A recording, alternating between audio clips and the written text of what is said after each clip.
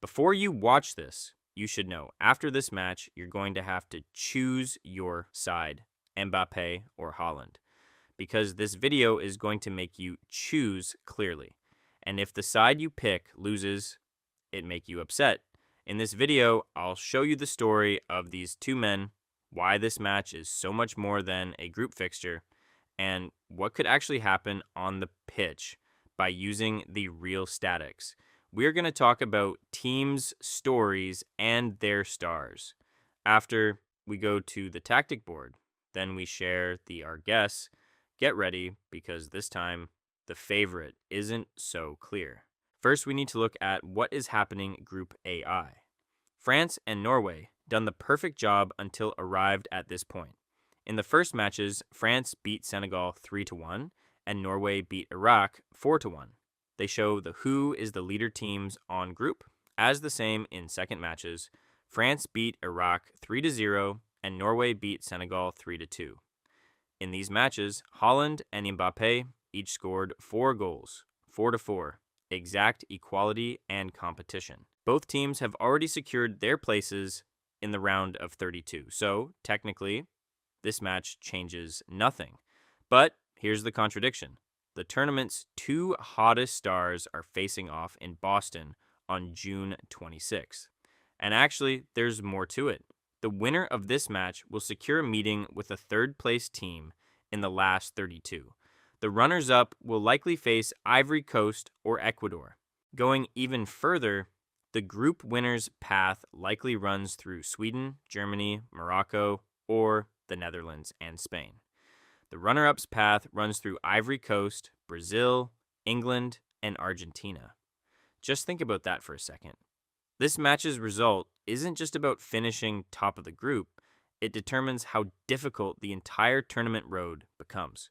That's why nobody can call this match meaningless. France's story has shifted, even in this tournament. When we look at the values of the teams, they are on top. Beside Mbappe, they have Olise, Saliba, Dembele, and more. France arrives with 6 points already in the bank, having conceded just 1 goal across their wins over Senegal and Iraq. If you just look at the numbers, this team looks really perfect. But there's something unexpected here. This is maybe the most important one for France.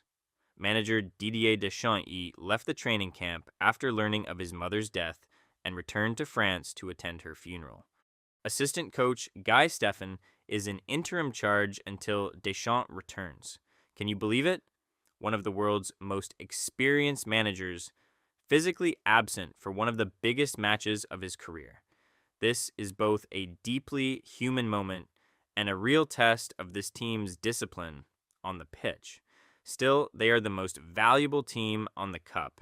They have stars and everyone asking the same question.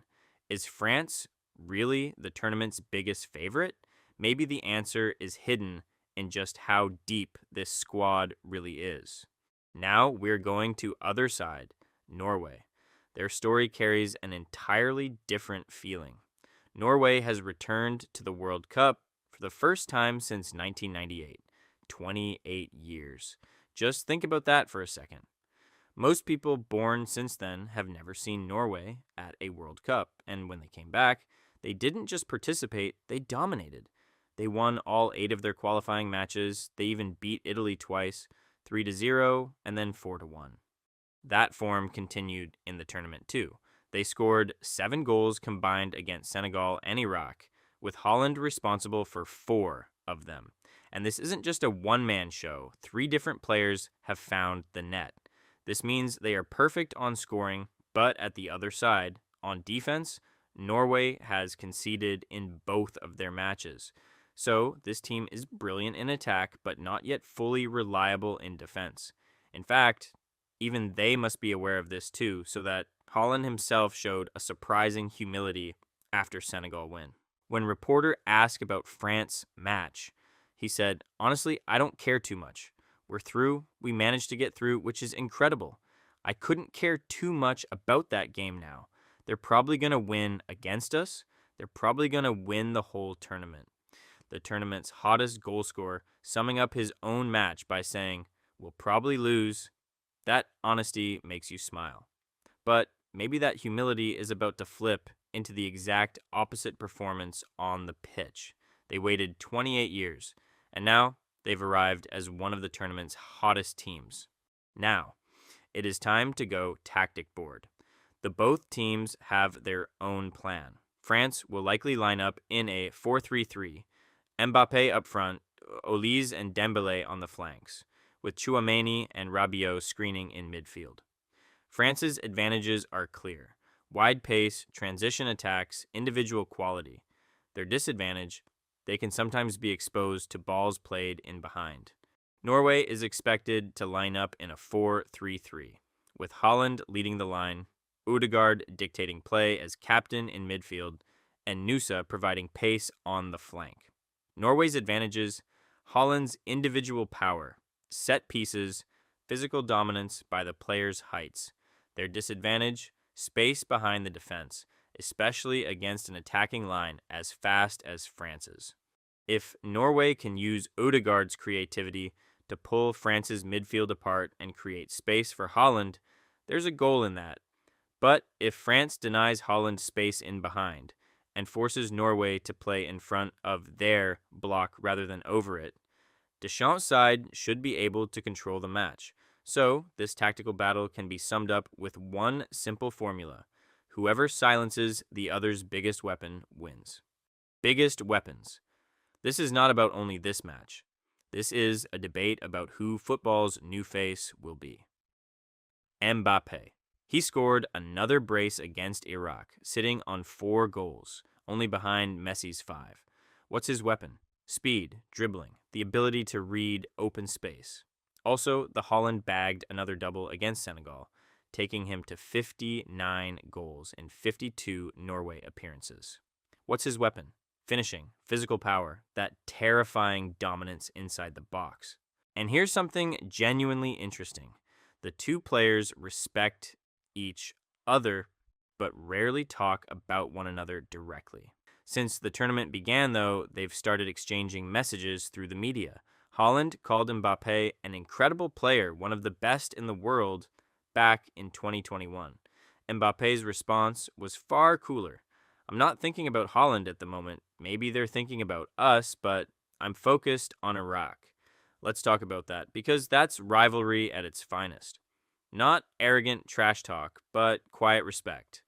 But once the pitch puts them face to face, the politeness gets set aside.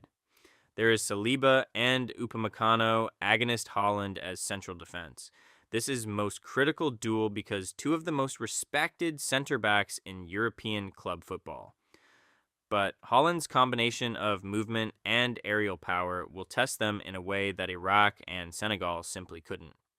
Who becomes football's new face after Messi and Ronaldo? Maybe the biggest answer to that question gets written in this very match. If you ready, let's go to the match. In France, Mike Maignan is likely to start in goal. In defense, Jules Koundé should play at right back, with Dayot Upamecano and Ibrahima Konate as the center back pairing, and Theo Hernandez on the left. In midfield, France are expected to use Aurélien Tchouaméni and Adrien Rabiot as the double pivot. Ahead of them, Michael Olise could start on the right, Ousmane Dembélé through the middle, and Désiré Doué on the left. And up front, of course, is Kylian Mbappe. This lineup gives France speed, technical quality, and control, but also enough physical strength in midfield to deal with Norway's direct style. For Norway, the expected system is a 4-4-2. Ørjan Nyland is expected to start in goal. The back four could be Julian Ryerson, Christopher Ayer, Torbjørn Hegem, and David Miller-Wolf. In midfield, Norway may use Martin Ødegaard on the right, Fredrik Arsnes and Sander Berge in the center, and Antonio Nusa on the left. Up front, the danger is obvious: Alexander Sørloth and Erling Haaland. Norway's plan is simple but dangerous. Win the physical battles, move the ball quickly, and look for Ødegaard's passing into Haaland's runs behind the French defense. It is minute 12. Ødegaard slips a pass through the defensive line. Haaland uses his pace to reach it and finishes coolly. 0-1. This scenario shows just how early Norway's biggest weapon can strike, and Norway find an early goal before the first hydration break. Minute 41. Mbappe breaks beyond the defense, finds himself one-on-one with the keeper, and finishes coolly, 1-1. This scenario shows how France's pace advantage can turn into a single decisive opportunity. The first half ends up at 1-1. In the second half, it is minute 78. France ramps up the pressure. Olise crosses into the box. Dembele meets it with his head, 2-1. This scenario shows how France's squad depth can make the difference in the closing stages. After this time, to end of the match, Norway going to be the team that stepped up the pressure to force a draw when we go to the minute 90 plus 4. Norway's last corner. Holland rises. Everyone in Boston holds their breath. Does the ball go in or not? This becomes the heart-stopping moment of the match. Which one actually happens? I don't know. But if we look at the numbers, a direction starts to emerge. According to betting odds, a France win is favored at 1.40, reflecting the gap in tournament experience and squad depth. Possession is expected to favor France because Deschamps' side has built an identity around controlling and dictating the game. A similar trend applies to shot count, since France's attacking line carries far more depth. The match's most critical duel, Holland's physical battle against Saliba and Upamecano. If Holland wins that duel, this match could turn into something completely different. My pick for player of the match, Mbappe, because France's defense has conceded just one goal this tournament, and that stability makes the space ahead of Mbappe far safer to operate in. And my AI-generated prediction is France 2-1 Norway. France's individual quality and collective composure should edge out Norway's genuine attacking intent. Holland will almost certainly find a goal. This man doesn't go quiet in a match like this, but France's depth should ultimately make the difference. If France wins, they'll prove once again why they're the tournament favorites. And as group winners, they'll face an easier path through the knockout stages. But if Norway wins, this won't just be a group title. A nation returning after 28 years will go down in history as the night they toppled the World Cup's biggest favorite. And Holland, in a match he himself called "will probably lose," might just prove he's football's new face. What do you think? Will the hero of this match be Mbappe or Holland? Or will someone else entirely write this story? A Dembele and Odegaard? Leave your prediction in the comments. Subscribe for more realistic simulations. This season's biggest duel is waiting for you.